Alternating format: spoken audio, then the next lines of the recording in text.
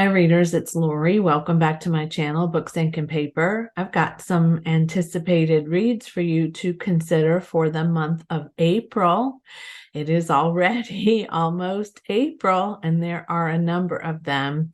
I have grouped them, and this time I'm going to talk to you about them in order of genre versus release date, because I have also discovered that some of these release dates are not as reliable, and some at least one major bookseller, Barnes & Noble, sometimes sells them early before the release date is, upon us. So you can perhaps access some of these books now rather than whenever it is you're watching this. But let's get started. And I'm going to start with historical fiction because I have been highly anticipating the release of this one, and that is Homecoming by Kate Morton. I have enjoyed Kate Morton's novels before. I suspect this will be no different. It's already gotten some great reviews on Goodreads and other sources. This book is about something called the Turner Family Tragedy of Christmas 1959. It is the story of a groundskeeper who discovers a victim of murder and an investigation begins. My assumption based on the synopsis is that it is a murder of an entire family. Fast forward to, as Kate Morton always does, into a dual timeline. Jess is a journalist and she's kind of out of work at the moment, and her grandmother is not particularly well. So Jess goes to be with her grandmother and to support her in whatever way she can. And her grandmother, Nora, begins to show some signs of decline. And then she begins talking about this particular situation, which leads Jess to do some investigating, I think, of her grandmother's maybe notebooks or something. And she discovers there's a connection to this family murder. Sounds really Kate Morton-esque, and it would be probably an auto buy for me because I think I have everything. Do I have everything she's ever written? I think so. Very close, if not. Homecoming will be released on April 4th. The next historical fiction is The House is on Fire by Rachel Beanland. I have never read anything by this author, but she also wrote Florence Adler Swims Forever, which I heard people really enjoyed. So this is her second novel, and it is a story I had never heard anything about. This one takes place in a theater in Richmond, Virginia, also at Christmas. And because the General Assembly is in place at this time, there are over 600 people coming in from Washington, D.C. and other neighboring communities that are politicians and others who are attending this theater on this particular night, and the theater goes up in flames. And this novel really explores the lives of 4 different people that the author has focused on to help you understand their differences in their station in life. They're connected because of this tragedy, and apparently their lives will intertwine in a way that is pretty powerful and meaningful. It has a 4.41 current rating on Goodreads, and it hasn't even been released yet. This one will be released on April 4th. I have one horror pick to present to you, and that is Sisters of the Lost Nation by Nick Medina. This book explores the life of Anna Horn on a reservation, and some girls start to go missing on this reservation. So she begins to try to explore what's happening, and some creepy things start to happen, including an entity which begins to follow her around. That sounds like something that is just up my street. It currently also has an over 4-star rating on Goodreads, 4.16, and it comes out on the 18th of April. I've never read anything by Nick Medina before. This one is billed as part thriller, part mythological horror. That is okay with me. In fact, it's maybe even more exciting. I have one romance to feature in this video today, and that is Happy Place by Emily Henry, which is most anticipated by a lot of people who are fans of Emily Henry. And I am not opposed to reading an Emily Henry novel. I've read several of hers and I have enjoyed them. So this one follows Harriet and Wynne, who have been together for a really long time, but they have broken up about 6 months prior to this college reunion weekend or week with their friends, and their friends have no idea that they have indeed broken up. So they decide that they will just pretend as though they are still together. And I'm certain that something must ensue as a result of that. Emily Henry's books are pretty predictable. Having said that, though, they are very funny. They are solidly written. And my favorite one so far was Book Lovers, which I think was the one right before this one. And I think that I probably will pick this up because while I haven't necessarily been counting the days toward the release of this, when I did hear that it was coming out soon, it did make me happy. So this one comes out on April 25th. So there's a little bit of time left before it's released. My sci-fi picks, there are two of them. One of them is In the Lives of Puppets by T.J. Klune. This comes out on the 25th of April as well. I probably will not be purchasing this because I'm not going to purchase another T.J. Klune until I have read The House in the Cerulean Sea, which I did purchase. I was so excited about it. I was anticipating that read years ago now, and I have never picked it up.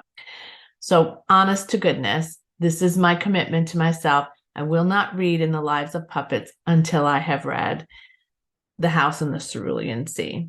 The synopsis of this is quite fantastic. So I would say this is speculative fantasy for sure, and speculative sci-fi, I guess.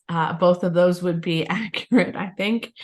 A strange little home built into the branches of a grove of trees lives three robots: inventor android Giovanni Lawson, a sadistic nurse machine, and a small vacuum cleaner desperate for love and attention.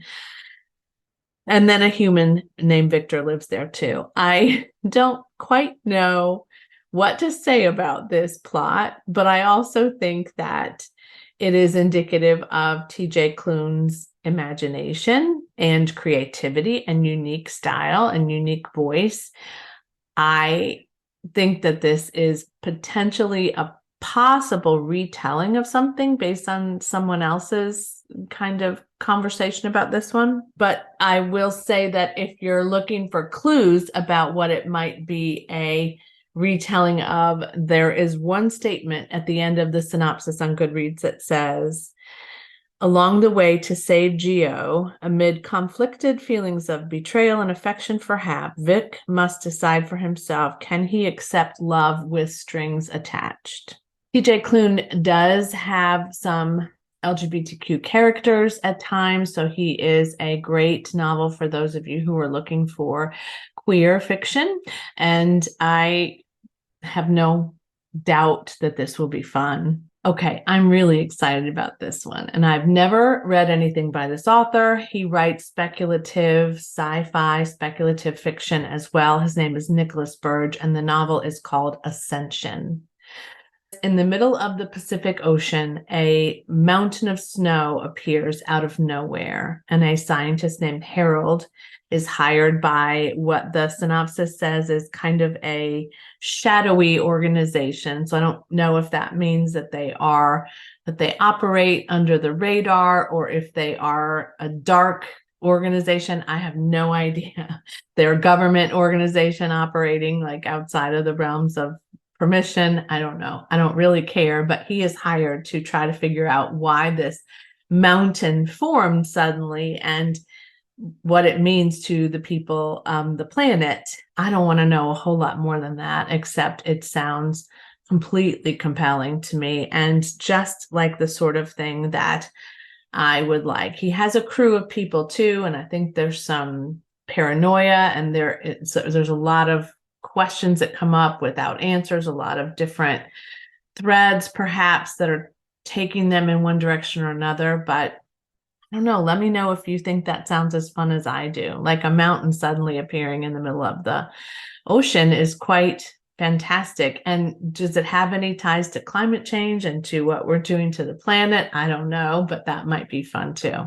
And that one comes out on April 25th. Okay, guys, the next are all thrillers. There's a lot of thrillers coming out in the month of April. The Soulmate by Sally Hepworth. It's a new author to me, but I did get an advanced copy from Book of the Month. They released it a little bit early.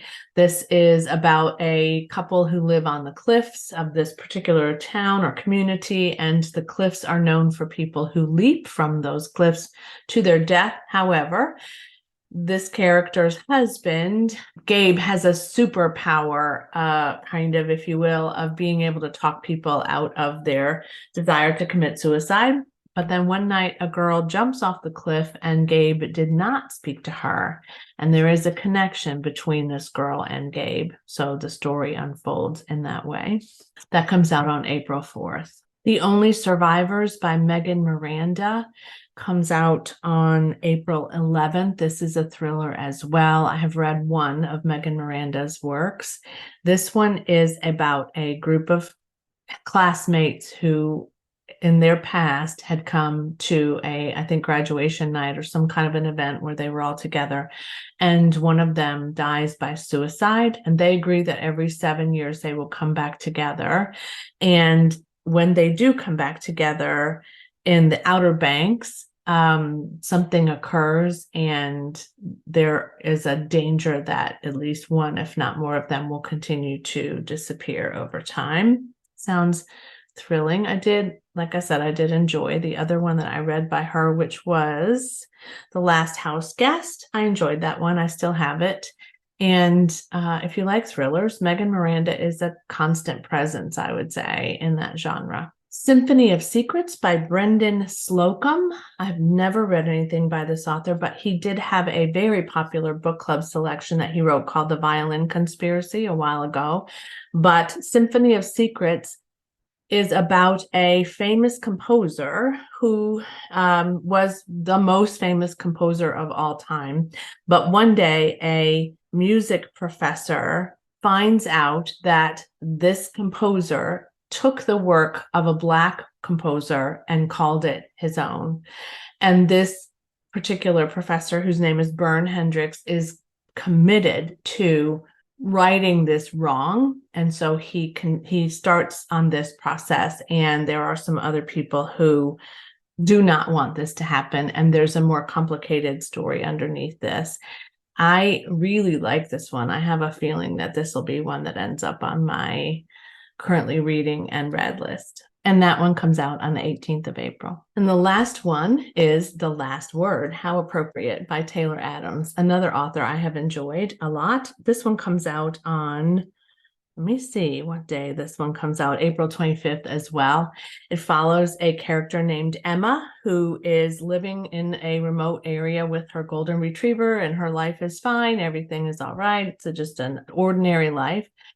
And one day she writes a review of a book and gives it 1 star. And the author of that review begins an online feud with her, which then escalates into some activities around her that make her feel very unsafe. Taylor Adams does a great job of creating a lot of tension and fear around what's going to happen next. Her first novel, No Exit, remains one of my favorite thrillers. So I have a feeling this will be good, and I love the premise about an angry author and an innocent, I guess, book reviewer. But anyway, so let me know if any of these are on your most anticipated list for April. If you think you're going to pick any of these up, I'd love to hear that as well. And what else is on your list? There's probably more that I haven't found or haven't talked about today that you're looking forward to as well. So do let me know that. Thanks for watching today. And as always, happy reading. Bye.